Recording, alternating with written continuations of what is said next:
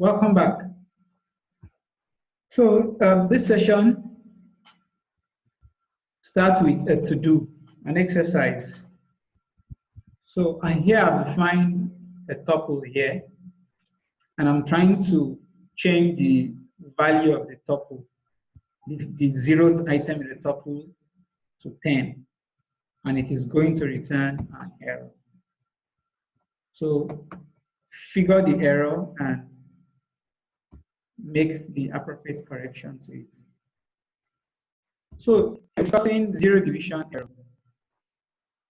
So a zero division error, like I said, occurs when you try to divide a number by zero. So we can see the error here, zero division by zero. That's the description. So the next example, you divide a number by zero. I'm sure some of you might be thinking of that. It doesn't make any sense for you to try to divide a number by zero. Yes, it doesn't.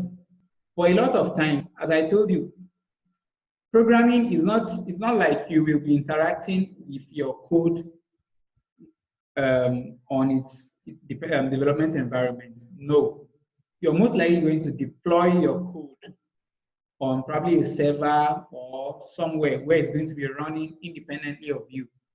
So you're actually meant to automate everything end to end. So in such an instance, if you have a part of the code that is carrying out a division, then you should expect that it is very, very possible that you get a divide by zero error. In fact, you can never be sure you won't get it. So if for any reason you're writing a program that you're dividing a number by another number, then